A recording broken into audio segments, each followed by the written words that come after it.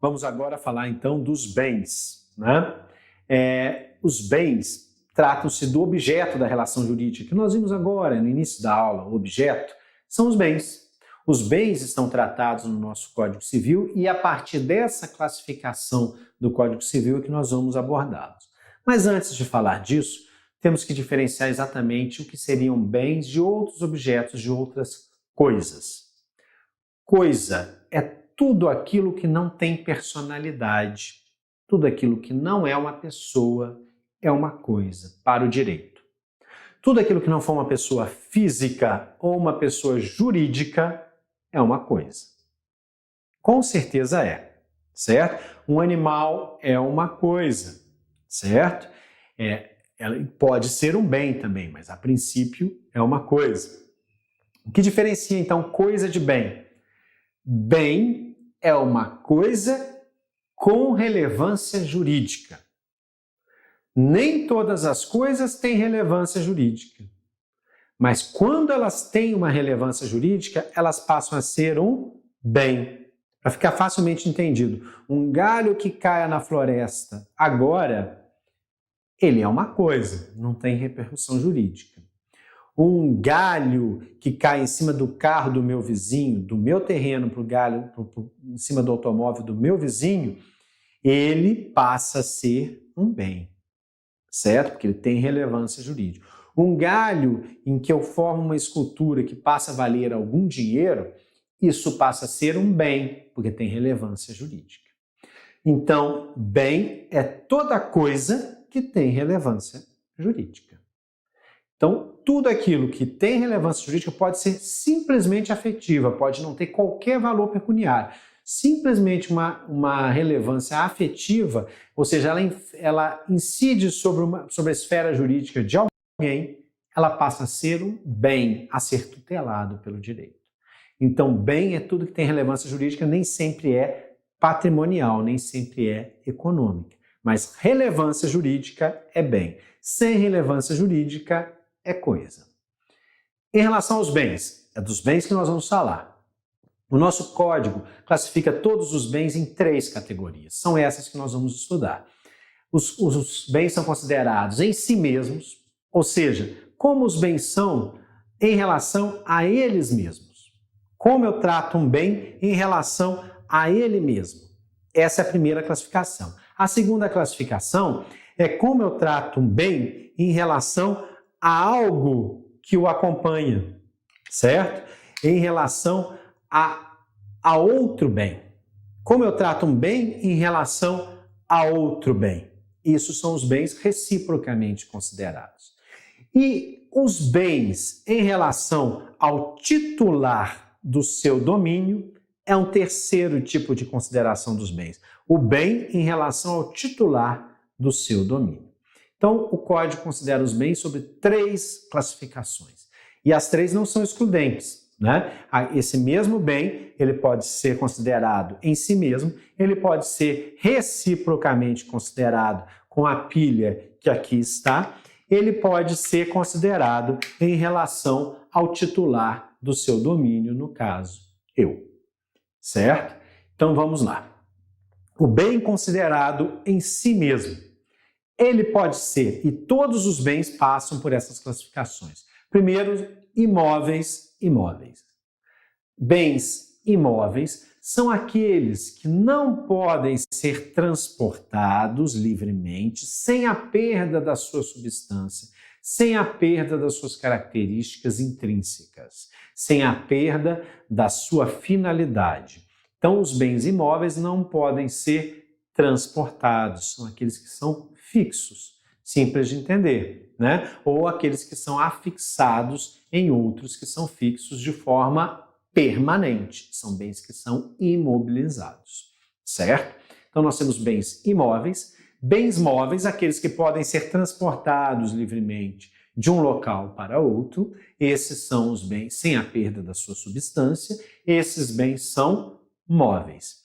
Existe uma terceira classificação que está entre uma e outra, que é o bem semovente, que é o bem que se move por conta própria, que dentre as suas funções está, dentro das suas capacidades, suas possibilidades, está o movimento por si.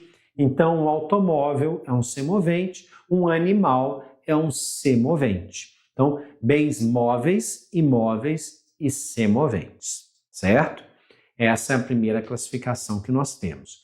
A segunda, infungíveis e fungíveis. Bens infungíveis são aqueles bens que são únicos, são bens que são facilmente identificados, que têm características próprias. Uma obra de arte é um bem infungível. Uma obra de arte não pode ser substituída por outra semelhante. Eu mudo completamente a substância. Então, isso é um bem infungível. Uma música em relação a outra música são infungíveis. Eu não posso trocar uma música pela outra sem trocar exatamente a substância da música. Então, são bens infungíveis. Bens fungíveis, eles se confundem, eles têm um substituto da mesma quantidade e qualidade. Se eu pego 100 gramas de açúcar e troco por outros 100 gramas de açúcar, né, eles podem, desde que seja um açúcar refinado, de uma marca razoavelmente boa, eu não vou ter diferença alguma entre esse açúcar. Bens fungíveis podem ser trocados. Uma nota de R$10 e outra nota de R$10 são bens fungíveis. Mesma quantidade e qualidade podem ser trocados livremente. São bens fungíveis, certo? Então, o bem fungível ele pode ser trocado livremente. Bens inconsumíveis e consumíveis. O bem consumível é aquele que, a partir da sua utilização, será destruído. Cuidado com o senso comum. Aqui costuma se pegar pelo senso comum. O bem consumível, ele se consome, ele se destrói com a sua utilização. Ele acaba ao ser utilizado. A utilização desse bem faz com que ele se consuma, com que ele se acabe. Ou seja, o alimento é um bem consumível, certo? Tudo aquilo que é consumido de uma única vez é um bem consumível. Ah, mas se eu usei um aparelho eletrônico, ele queimou na primeira vez, ele é consumível? Não, a ideia é que ele não queimasse no primeiro uso, é que ele pudesse ser usado de modo indefinido, várias e várias vezes. Então, o fato dele ter queimado não torna esse bem consumível, torna esse bem um bem com algum problema, talvez até um defeito passível de ressarcimento no consumidor. Veremos na próxima aula. Mas esse bem seria, então, inconsumível. Ou seja, o conceito de bem inconsumível é aquele cuja utilização não significa a destruição, o consumo, o desfazimento desse bem. Bem consumível se desfaz com o consumo, se acaba, se completa, se consome quando utilizado. O bem inconsumível não, pode ser utilizado mais de uma vez, certo? Bens indivisíveis são aqueles que eu não posso dividir sem perder a sua substância, a sua qualidade, a sua função. Se eu divido esse aparelho ao meio e fico com 2, eu não fico com nenhum. Eu não tenho 2 aparelhos iguais, ele é indivisível, certo? Se eu divido 1 quilo de arroz em 2 meios quilos de arroz, eu dividi em 2 quantidades que são semelhantes e que têm as mesmas propriedades de 1 quilo. Se eu juntar de novo, volto a ter 1 quilo de arroz. E separados, são meio quilo de arroz em cada mão com as mesmas qualidades e que podem ser, inclusive, comercializados ou têm a mesma função isoladamente, sem necessidade de ser unidos posteriormente. Então, bens divisíveis podem ser divididos. Um terreno, dentro das medidas permitidas administrativamente, pode ser, por exemplo, fracionado, né? E essas frações são divisíveis e mantêm todas as suas características, certo? Bens singulares e coletivos. O que seria isso? Os bens singulares são aqueles bens que, em si, com uma só unidade, ele tem todas as características, todas as qualidades daquele bem. Nos bens coletivos, são formados pela união de vários bens singulares e que formam uma característica por seu conjunto. Exemplo, um livro é um bem singular. Uma biblioteca é um bem coletivo. E se essa biblioteca for completa e se ela abarcar determinado período, determinadas obras de determinados autores, ela pode valer muito mais do que os livros valem isoladamente. Ou seja, eu posso tratar essa biblioteca como um bem só, um bem coletivo, por suas características. Ao passo que o livro também pode, mas ele é singular e a biblioteca é coletiva. Então, a biblioteca seria um bem coletivo. Existe um outro tipo de bem coletivo, que não é pela própria universalidade desse bem, mas é em relação à pessoa que detém o seu domínio, né? Então, é uma universalidade de direito e não de fato. Por exemplo, eu posso falar que há um conjunto coletivo de bens em todos os bens que me pertencem. Esses bens formam o meu patrimônio. O meu patrimônio é um coletivo de bens que deve ter a mesma aplicação, por exemplo, com a minha morte. É sobre esses bens que eu chamo de patrimônio, o meu espólio, vão incidir as mesmas regras em todos eles, porque eles são tratados de forma coletiva. Então, eu tenho um coletivo de bens por uma situação de direito, no caso do patrimônio, ou por uma situação de fato, que é a união, por exemplo, de vários livros formando uma biblioteca. Singulares, individuais. Coletivos, uma união de bens, que pode ser uma união de fato ou uma união de direito vinculada ao indivíduo. Certo? Bens materiais e imateriais. Acrescentei esses porque são importantes também, né? Nem todos os bens têm existência física, podem ser pegados, são palpáveis. Alguns bens são abstratos e não deixam de ser bens por conta disso. Citei o direito autoral. O direito autoral é um bem imaterial, certo? Eu tenho direito a esse bem, ninguém pode violar, ninguém pode furtar a propriedade, ninguém pode reproduzir. Então, o direito autoral, ele é um bem imaterial.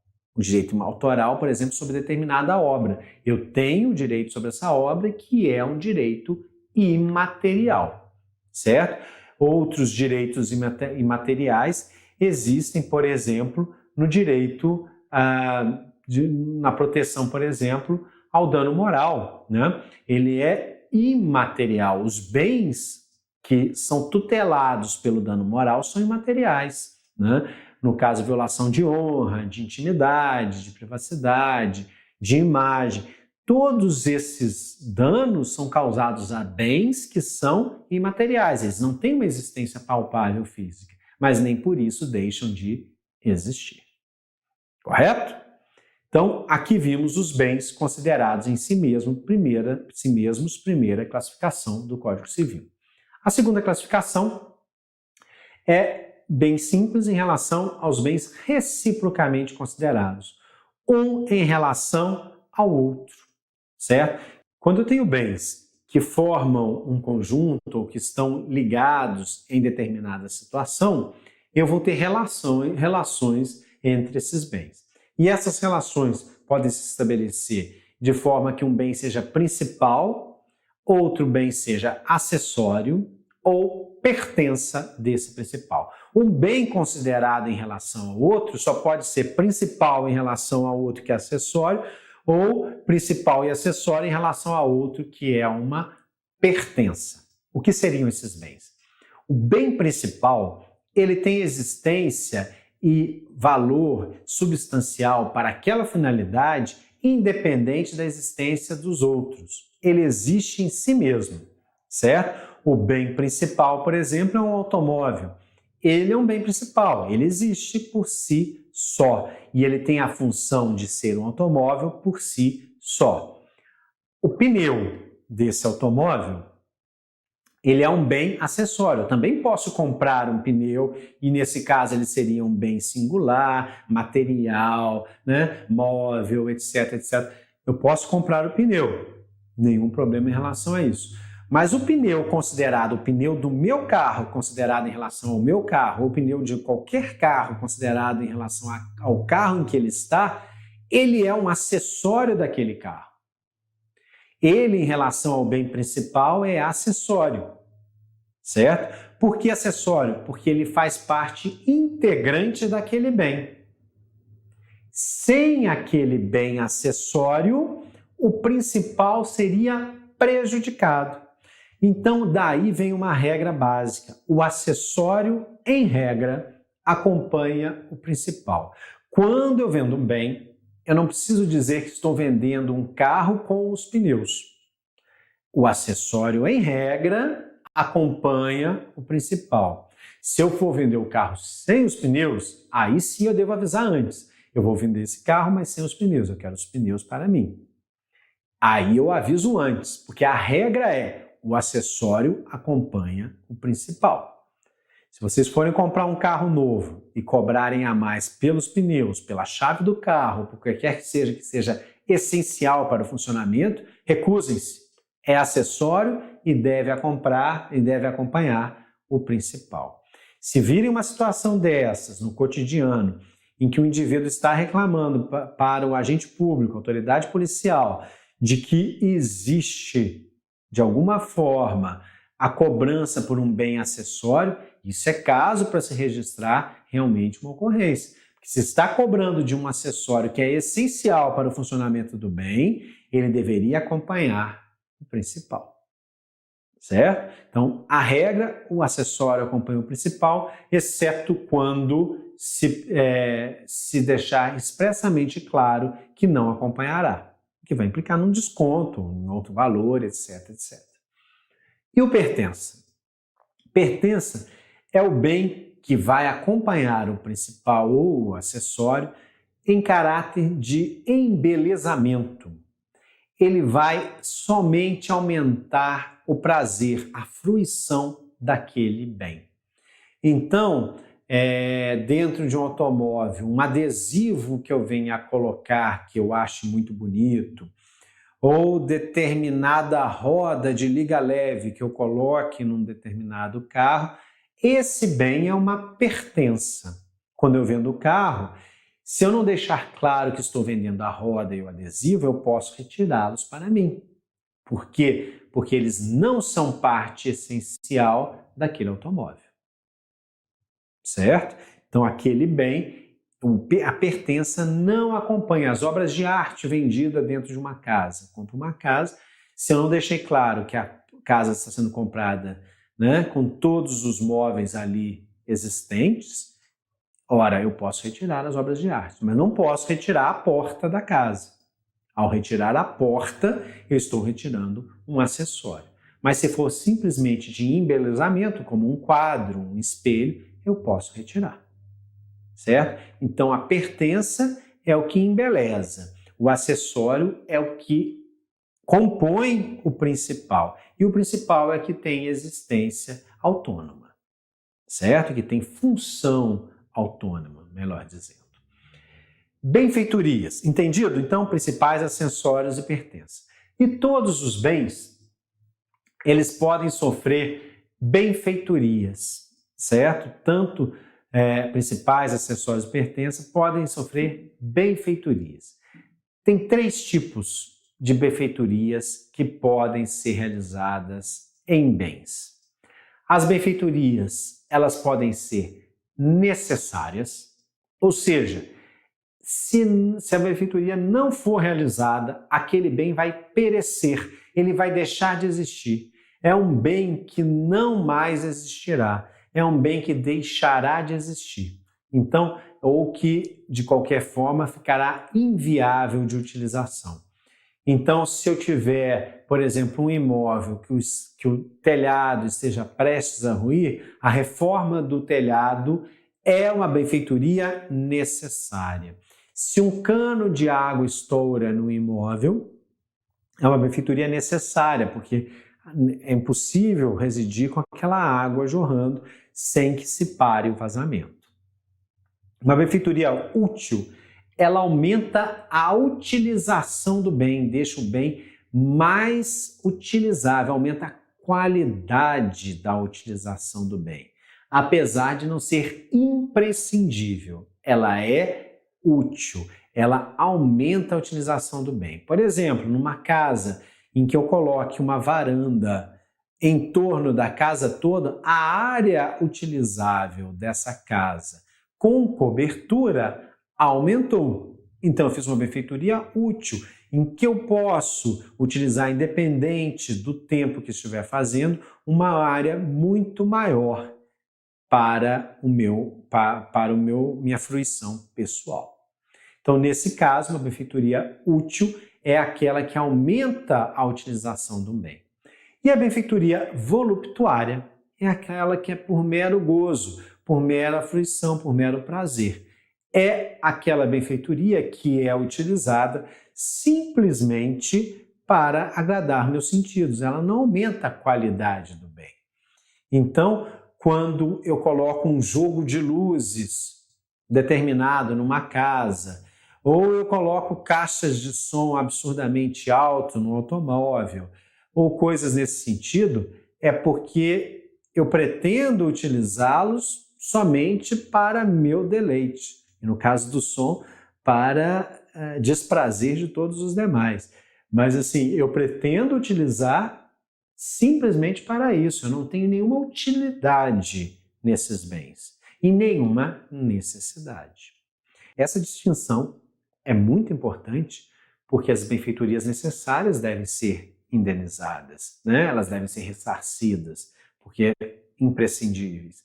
As úteis podem ser combinadas com o proprietário e podem ser objeto de negociação. As voluptuárias, elas são simplesmente um prazer daquele que está utilizando o bem, certo? Então, essas três categorias existem de benfeitorias a serem realizadas em um bem.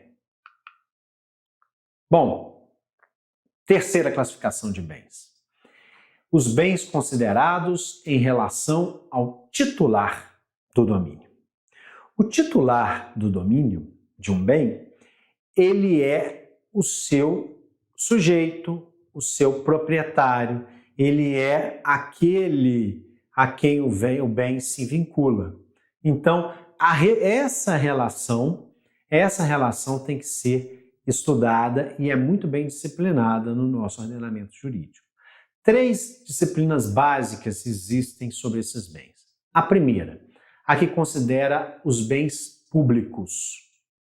Atenção, bens públicos são importantíssimos para o cotidiano dos senhores. Bens públicos são importantíssimos. Então, bens públicos são divididos em três categorias. A primeira, os bens de uso comum do povo. Bens de uso comum. Eles podem ser usados por qualquer pessoa, independentemente de autorização. Ninguém precisa autorizar outro a utilizar um bem de uso comum. Eles são de todos e podem ser utilizados a qualquer tempo.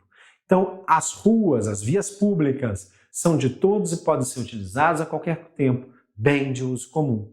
As praias são bens de uso comum. Todos têm direito a frequentar as praias, certo? Os rios navegáveis são bens de uso comum.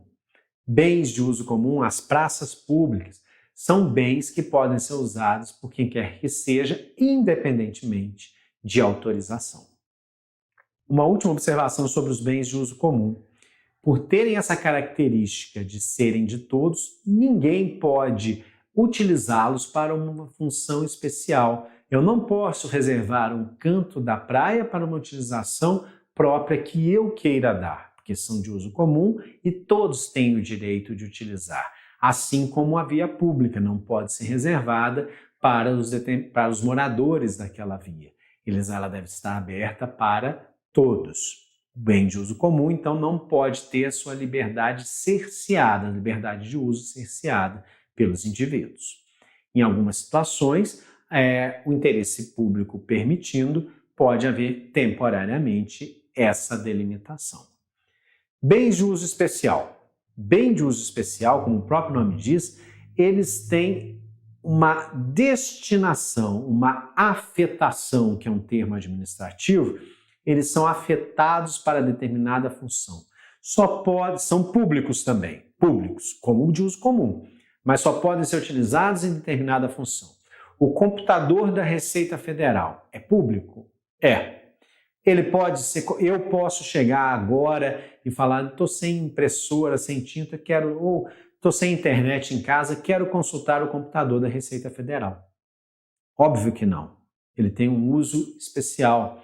Os equipamentos da Polícia Militar, eu posso utilizar os equipamentos da Polícia Militar porque eu estou sem esses equipamentos, porque eles seriam úteis para mim. Eu posso pedir uma carona ou emprestado uma viatura policial para algo que seja útil para mim? De forma alguma, porque eles são de uso especial, somente podem ser utilizados para a finalidade para a qual eles foram afetados, só para aquelas que eles são destinados, e nenhuma outra. Esses são os bens públicos de uso especial. E por fim, os bens públicos de uso dominical. Dominicais, ou alguns chamam de dominiais, os senhores também verão isso. Os bens dominicais são aqueles bens que não têm afetação. São públicos, mas não têm uma utilidade pública. Esses bens podem ser objeto futuro de alienação, porque eles não têm nenhuma função. São os únicos que podem ser vendidos, que podem ser desfeitos pela administração pública. Ah, mas isso acontece? Acontece. Imagina uma viatura policial, um belo carro, uma Caravan 76. Em 1976 era um ótimo carro. Hoje em dia ela não conseguiria mais peças para andar. Então, o que fazer com esse carro? É um bem público, ele vai ficar apodrecendo dentro da corporação? Não, eu posso desafetá-lo, ele não tem mais utilidade pública, eu desafeto e posso aliená-lo, seja peça, seja inteiro, seja para o ferro velho, particular, quem quer que seja, através de leilão, enfim.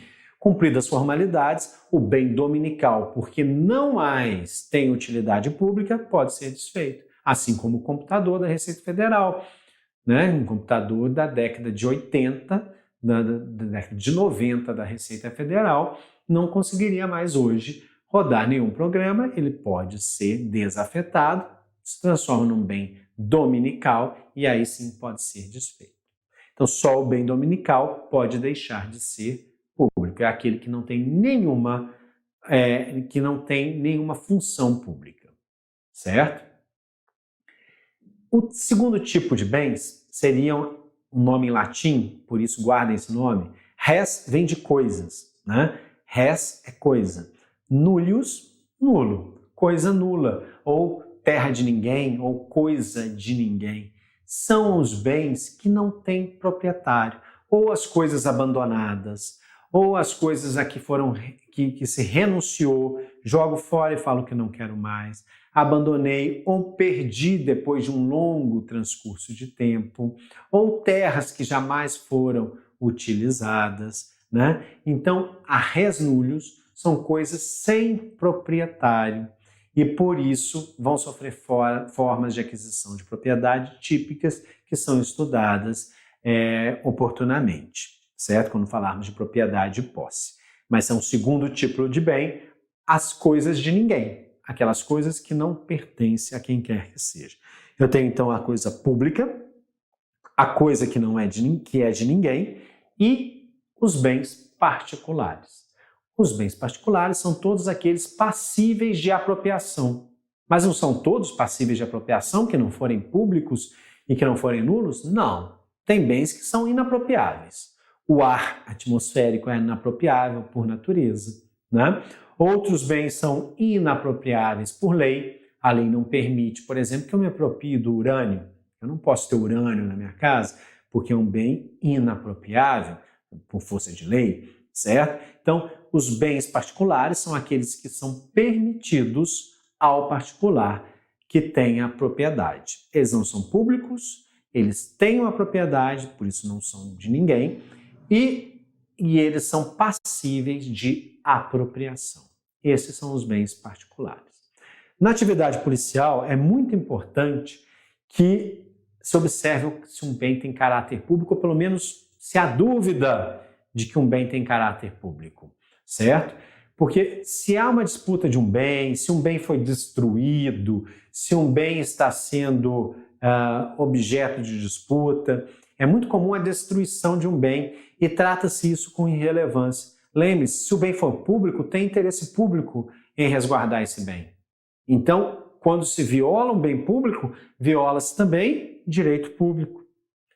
Há uma clara intenção do Estado na proteção do patrimônio público. Logo, todos os bens públicos devem ser protegidos com ainda mais eficiência. Porque se o particular cuida dos seus bens, quem cuida dos bens públicos? As autoridades públicas, né? Então, a atenção no dia a dia é sobre o caráter público de um bem. Se houver qualquer dúvida de que um bem possa ser público, ora, deve-se ter muito cuidado no manuseio, deve-se ter muito cuidado na proteção e nas garantias de utilização de determinado bem. Certo? Bom, encerrando o negócio jurídico, vamos falar do último assunto de hoje. A aula já está bastante alongada, mesmo para um revisional, né? Estamos falando rapidamente, somente como revisional mesmo. O negócio jurídico. Negócio jurídico é todo aquele negócio composto de fatos e atos jurídicos, né? O que são isso? Fatos e atos jurídicos. É muito simples se nós transportarmos a mesma regra que nós usamos para a relação de fato e relação jurídica para atos e fatos comuns e atos e fatos jurídicos. Ora, um fato comum é um fato que não tem relevância jurídica. Fato comum, o galho que caiu na floresta.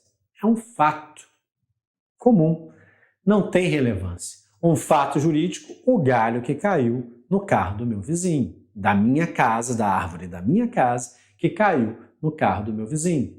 É um fato jurídico. Um ato é uma ação humana. Então, um ato comum é uma ação humana sem qualquer repercussão. O fato, por exemplo, de eu escalar a árvore no meio da floresta. Um ato comum. Um ato jurídico é eu cortar o galho de uma árvore e o galho cair sobre o carro do meu vizinho. Isso é um ato jurídico que tem repercussões jurídicas, né? Então, fatos, em primeiro lugar, atos e fatos jurídicos são aqueles que têm repercussão no mundo jurídico. Fatos jurídicos naturais e humanos podem ser divididos também. Uma primeira divisão que podemos fazer sobre os jurídicos. Vamos deixar todos os comuns de lado. Vamos tratar aqui somente dos jurídicos. Ora, em relação aos jurídicos, nós temos fatos jurídicos, que podem se dividir em naturais e humanos. Fatos jurídicos naturais, como o nome diz, não tem intervenção do ser humano. Uma chuva, né? um terremoto, um deslizamento de terra não provocado. Enfim, são fatos jurídicos naturais. Fatos jurídicos humanos são aqueles fatos que são voltados, que são originados por atos do ser humano. O ser humano, através de um ato, causou um fato, uma situação. Ele realizou um ato e causou uma situação. Isso são fatos jurídicos humanos. E os fatos jurídicos também podem ser voluntários e involuntários. Fatos jurídicos voluntários são aqueles causados pela vontade de um agente. Um agente humano, só ele tem vontade para o direito, agiu de determinada forma, lícita ou ilícita, então cometeu um ato que se transformou num fato. Ato é a ação, fato é a situação. Cometeu um ato que se transformou num fato jurídico voluntário. E o fato jurídico involuntário? Ele decorre da ausência de ação, como, por exemplo, no fato jurídico natural. E atos jurídicos lícitos e ilícitos. dentre os fatos jurídicos voluntários, humanos, voluntários, eu tenho atos jurídicos que são lícitos e ilícitos. Atenção, senhores, para lícitos e ilícitos. Muitos confundem ilícitos como criminais. Não é isso, nós estamos tratando de direito civil. Atos ilícitos contrariam a lei civil na esfera civil. Atos ilícitos administrativos contrariam a lei administrativa. Ilícito é o que contraria a lei. Ilícito civil contraria a lei civil. Ilícito penal, a lei penal. Ilícito administrativo, a lei administrativa. Ilícito tributário, a lei tributária. Não que um ilícito civil também não possa ser penal, também não possa ser administrativo. Claro que pode. O que eu estou dizendo é que são independentes. Uma grande fonte de confusão que muitos senhores cometem em prova é confundir ilícitos civis com ilícitos penais. Uma coisa é um ilícito civil e ele é ilícito do mesmo jeito. Não precisa ser crime para ser ilícito civil. Basta contrariar a lei civil. Não precisa ser crime para contrariar a lei administrativa. Basta ser um ilícito administrativo. Certo? Então, atos jurídicos podem ser lícitos, no caso do direito civil, em conformidade com a lei civil, com o direito civil, com o Código Civil. Ou ilícitos no caso de desconformidade com essa mesma lei. Então, todo negócio jurídico vai se compor de atos e fatos jurídicos entre partes, né? Nós vamos ter essa manifestação num negócio, numa situação que vai gerar efeitos, obrigações, direitos, que vai gerar consequências patrimoniais, que vai gerar consequências na esfera jurídica dos envolvidos e talvez até de terceiros. Então, o negócio jurídico ele é composto por alguns elementos obrigatórios. Todos esses elementos têm que estar presentes para que haja um negócio jurídico. Todo e qualquer contrato, toda e qualquer manifestação de vontade pode ser até oral. Eu posso fazer um contrato oral. Eu vendo esse aparelho por R$10, alguém me compra por R$10, tem um negócio jurídico. O meu dever é entregar o aparelho e receber o dinheiro, o da pessoa é pagar o dinheiro e o direito é receber o aparelho. Tem um negócio jurídico combinado que, uma vez celebrado, ele precisa ter os elementos que nós vamos citar e na desobediência de qualquer dos elementos o negócio é nulo, pode ser anulado, certo? Então, negócio jurídico, todo e qualquer negócio jurídico tem esses três elementos. Capacidade do agente. O agente deve ser capaz. Como que funciona a capacidade no direito civil? Capacidade no direito civil consagra capacidade plena maiores de 18 anos ou maiores de 16 emancipados. Esses têm capacidade plena para o negócio jurídico no direito civil, certo? Ah, mas e os interditados? Esses são relativamente capazes e vão ser assistidos por seus curadores, certo? Então, capacidade do agente é a primeira questão. Havendo incapacidade do agente, o negócio jurídico é nulo e pode ser desfeito, especialmente se causar prejuízo à parte incapaz. Porque se não causar prejuízo à parte incapaz, não é obrigatório o desfazimento do contrato. O incapaz, se o incapaz não teve prejuízo, não se pode alegar essa incapacidade em benefício daquele que fez o negócio com o incapaz. A incapacidade serve para proteger o incapaz, para que ele não seja vítima de nenhum golpe, para que ele não seja vítima de uma exploração.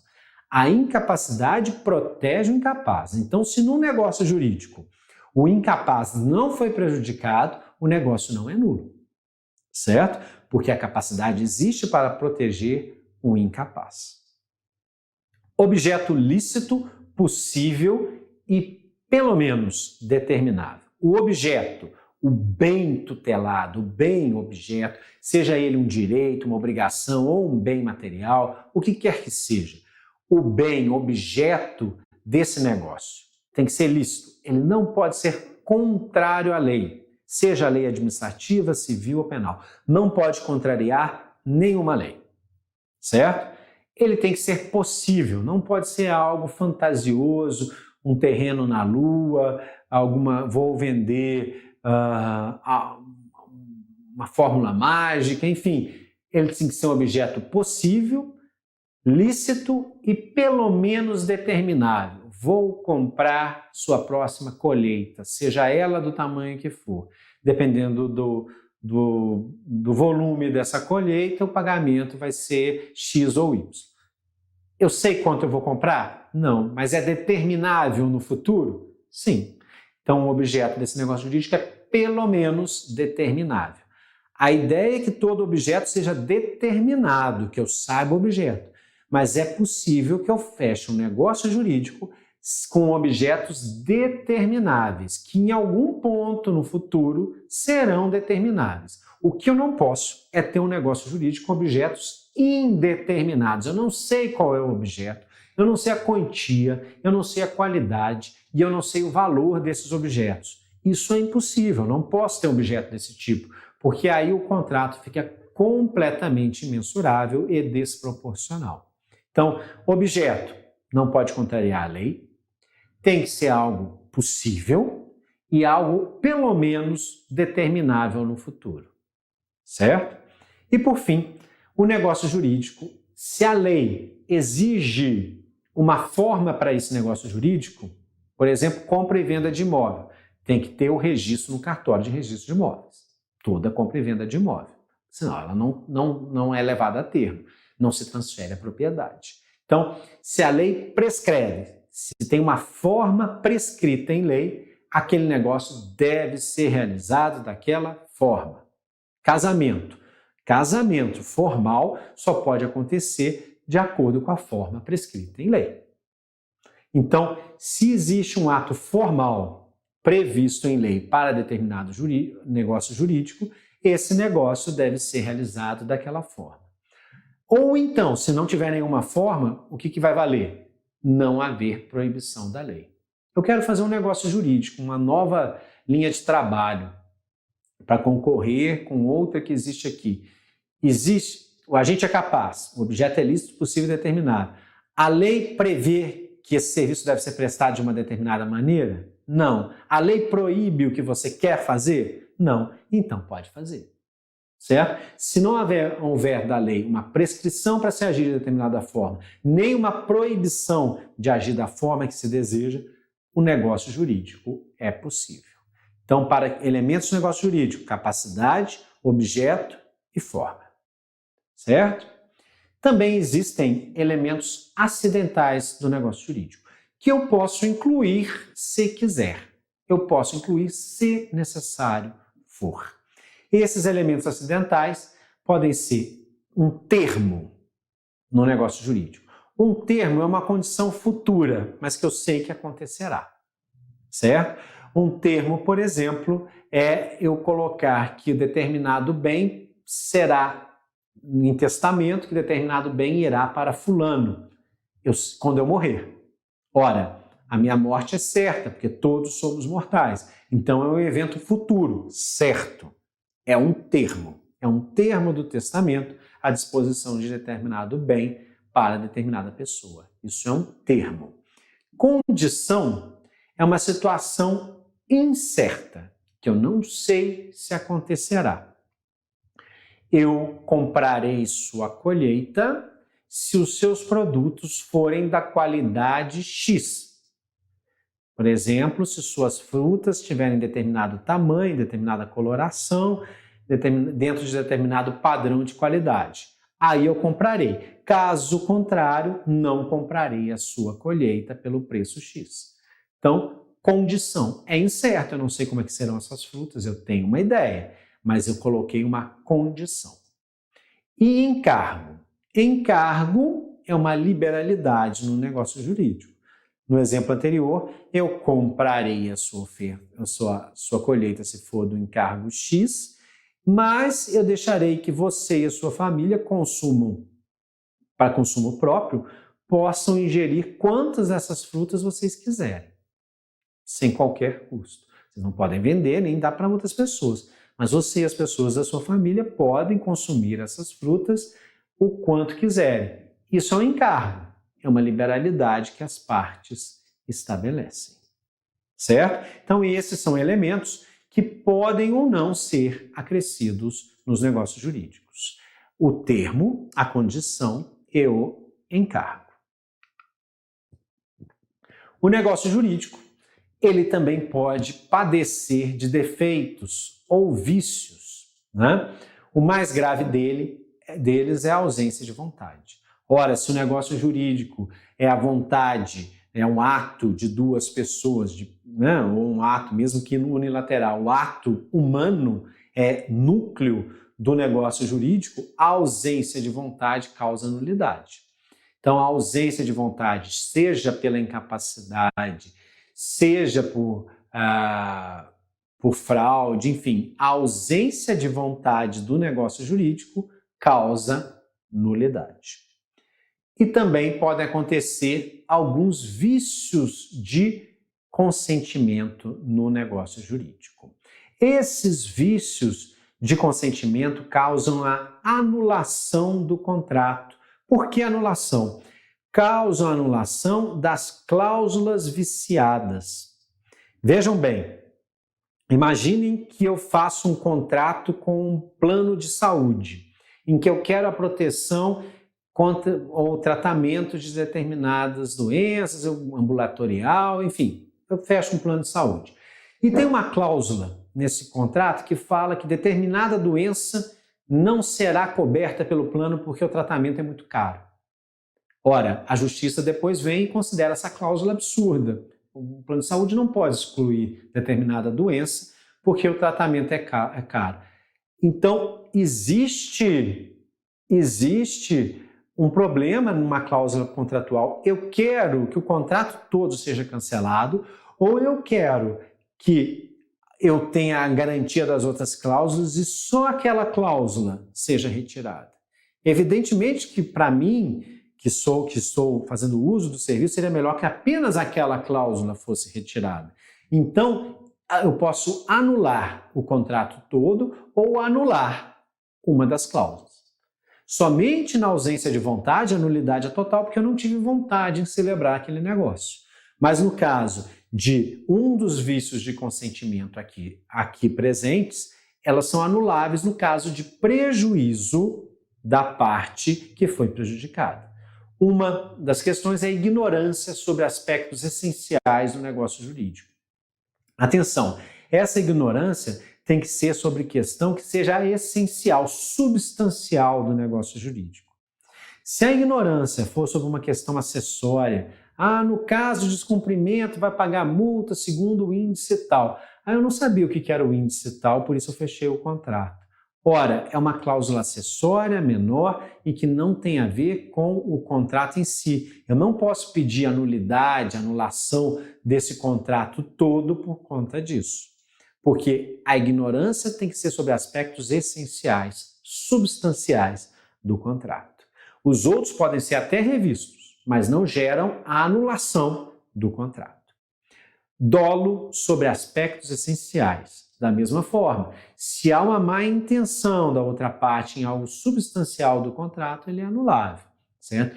Mas se há má intenção, como do plano de saúde, em relação àquela doença, certo? Eu posso simplesmente anular aquele ponto, somente aquele ponto, certo? E se for sobre um aspecto menor, eu anulo o aspecto menor e mantenho o cerne do meu negócio jurídico. Coação. Evidentemente que eu posso anular o contrato se ele foi firmado, o negócio jurídico, se ele foi firmado mediante uma coação ou ameaça. Né? Se eu fui forçado a firmar aquele negócio jurídico, eu posso pedir o término, eu posso pedir a anulação desse negócio, porque minha vontade não foi livre e espontânea. Estado de perigo, no mesmo sentido, né? Se eu estava em estado de perigo, se era urgente e imprescindível para mim que aquele negócio fosse feito por uma questão de perigo, evidentemente que eu também posso pedir anulação por conta dos prejuízos que isso possa vir a me causar. E da mesma forma, se aquele contrato ele causa uma lesão desproporcional e imprevista, eu também tenho um vício de consentimento. Ao fechar o contrato, eu estabeleço o contrato, por exemplo, em dólares. E no prazo de 30 dias o dólar triplicou de preço. Supondo que seja, só para que o exemplo funcione, suponham que o dólar pode ser usado como reajuste de contrato. Só para que o exemplo funcione. Ora, de uma hora para outra o contrato ficou 3 vezes mais caro para mim. Logo, houve uma lesão desproporcional com as condições iniciais do contrato. E também é causa de anulação contratual. Por fim, para encerrar a aula de hoje, que já está bastante longa, vamos falar sobre defeitos do negócio jurídico, os últimos defeitos, os vícios sociais do negócio jurídico e sobre a ineficácia do negócio jurídico. Os 2 últimos pontos. Primeiro, os vícios sociais, que são as fraudes contra os credores e a simulação. A fraude contra credor acontece, por exemplo, quando o patrimônio do devedor ele é escondido, né? Ele é retirado, ele é de qualquer forma retirado de circulação para que o credor não possa encontrar meios de executar a dívida a que faz jus. Então, fraude contra credor acontece sempre que o devedor esconde o seu patrimônio. Outro vício social, né, é a simulação, em que um negócio jurídico, na verdade, ele não pretende aquilo que ele se propõe. Ele, na verdade, mascara, ele simula uma situação que quer, na verdade, ter outra intenção. Por exemplo, quando uma determinada empresa negocia uma compra inexistente ou uma venda inexistente para burlar impostos ou gastos, ou enfim, pagamentos a credores, quando simula-se um negócio que não tem existência real. Isso seria uma simulação. Simulação, então, ocorre sempre que um negócio é firmado para simular uma situação que não existe de fato. De fato, existe uma outra situação e ela é mascarada por um negócio jurídico. Isso é uma simulação. Certo? Pode, inclusive, existir uma simulação como fraude a credores. Eu posso simular a venda de patrimônio de um devedor para outra pessoa, quando, na verdade, eu estou simplesmente transferindo a propriedade para que não seja objeto de execução. Seria uma simulação que também é uma fraude contra credores. Certo? Ineficácia do negócio jurídico. Quando o negócio jurídico é ineficaz, ele é ineficaz de 2 formas, por atos nulos ou atos anuláveis. Os atos nulos são aqueles mais gravosos, são os atos que são absolutamente inadmissíveis dentro do nosso sistema legal. Os atos nulos não permitem ser sanados. Eu não posso aproveitar nada daquele ato. Então, um negócio jurídico que tem um ato nulo, como, por exemplo, a ausência de consentimento, nada daquele ato pode ser aproveitado, porque ele é completamente nulo. Por exemplo, incapacidade absoluta do sujeito do negócio jurídico. Ora, a incapacidade absoluta causa nulidade, ele não teria como firmar aquele compromisso. É absoluta a incapacidade dele. Então, o ato é nulo. E os efeitos? Se aquele negócio gerou algum efeito, esses efeitos têm que retroagir. Ou seja, eu tenho que ressarcir, eu tenho que tentar voltar ao estado anterior à celebração do negócio. Por isso, os efeitos são ex tunc. Eu vou retroagir os efeitos desse contrato até o instante da sua celebração. Os atos anuláveis são atos que eu posso anular por algum defeito ou então posso convalidar, posso corrigir, posso sanar o vício e continuar com o negócio. Os atos anuláveis, então, têm seus efeitos ex nunc. Dali para diante, a cláusula que era abusiva não vai valer mais. Dali para diante, tudo aquilo que estava errado vai ser corrigido. Mas o que aconteceu dali para trás, que provavelmente é bom para ambas as partes, vai continuar tendo validade. Então, o efeito é ex nunc, de agora em diante. Ex tunc, retroagindo ao passado, ao momento de celebração do negócio jurídico. Senhores, com isso encerramos a primeira aula desse revisional, né? Chegamos quase à metade do conteúdo programático previsto, né? E a ideia é que os senhores consigam realizar a prova e terem uma vida cotidiana na atividade policial sem que grandes erros aconteçam. Essa é uma primeira ideia, um primeiro contato, e somente para revisar e para esclarecer os pontos mais importantes, para dar um caminho. Não deixem de deixar esse caminho mais bem traçado e mais firme. Estudem bastante a disciplina, que apesar de não ser aquela que se tem mais contato acadêmico dentro da atividade policial, ela é bastante comum no dia a dia do policial militar. Então, seria bastante proveitoso, principalmente nesse ponto da carreira dos senhores, que dominassem bastante o direito civil. A seguir, teremos então nossa próxima aula do revisional. Bons estudos!